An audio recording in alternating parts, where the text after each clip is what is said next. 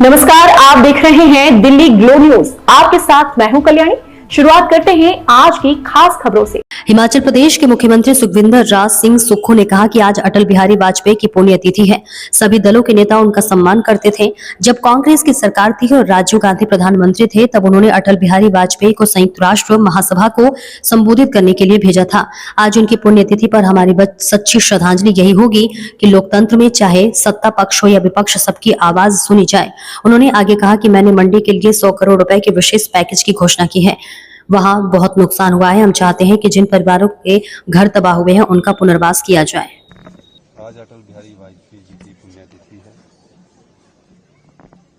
सभी पार्टी के नेता उनका आदर करते थे और जब कांग्रेस की सरकार थी, माननीय राजीव गांधी जी देश के प्रधानमंत्री हुआ करते थे, तो उनको यूएन असेंबली में संबोधन करने के लिए माननीय राजीव गांधी जी ने उनसे अनुरोध किया और उन्होंने यूएन असेंबली को संबोधित किया। इस तरह की लोकतंत्र की प्रक्रिया उस समय थी।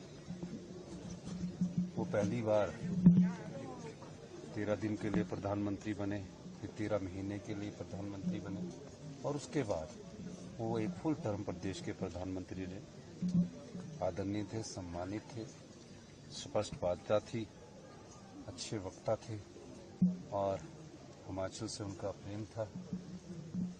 ऋणी में उनका अपना घर था।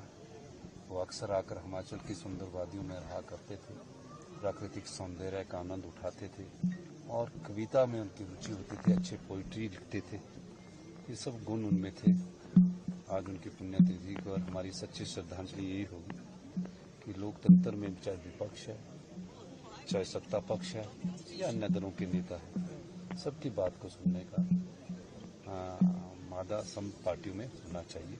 यही मैं कहना चाहूँगा। सर, उस टाइम की राजनीति और आज की राजनीति में कितना फर्क दिखते? नहीं, राजनीति परिवर्तन के दौर से गुजरती रहती है।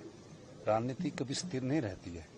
बदलाव आते हैं, बदलाव जाते हैं, नई सोच विकसित होती है, युवाओं की सोच विकसित होती है। तो ये बदलाव की राजनीति हमेशा रहती है। आपदाओं से काफी नुकसान हिमाचल प्रदेश में हो रहा है। 100 करोड़ का आपने पैकेज अनाउंस किया है। मैंने मंडी के लिए स्पेशल 100 करोड़ रुपए का पैकेज की घोषणा की है और निश्चित रूप से उसका सबसे अधिक लाभ अगर किसी विधानसभा क्षेत्र को होगा तो पूर्व मुख्यमंत्री श्री जयराम ठाकुर जी के विधानसभा क्षेत्र में होगा और उसमें नुकसान भी काफी हुआ है। और हम चाहते हैं कि जिन परिवारों के घर उजड़ गए हैं उन घरों को बसाया जाए। और मैंने ये भी कहा है कि अगर कोई रिश्तेदार अपनी जगह अपने किसी रिश्तेदार को या दोस्त को 5 विश्वा या 10 विश्वा देगा तो उसकी रजिस्ट्रेशन की फीस नहीं लगेगी। रजिस्ट्रेशन की फीस उन लोगों के लिए भी माफ कर दी गई है ताकि जो आपदा में प्रभावित परिवार है वो उन जगहों पर बसना नहीं चाहते, क्योंकि जिस प्रकार का वहाँ डिजास्टर हुआ है, जिस प्रकार का संकट उन परिवारों पर आया, तो एक भय का वातावरण है।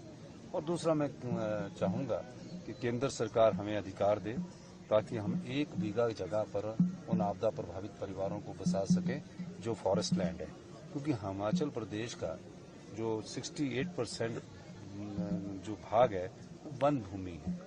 वन भूमि के रूप में 32% हिमाचल प्रदेश की जनता के पास बच जाता है।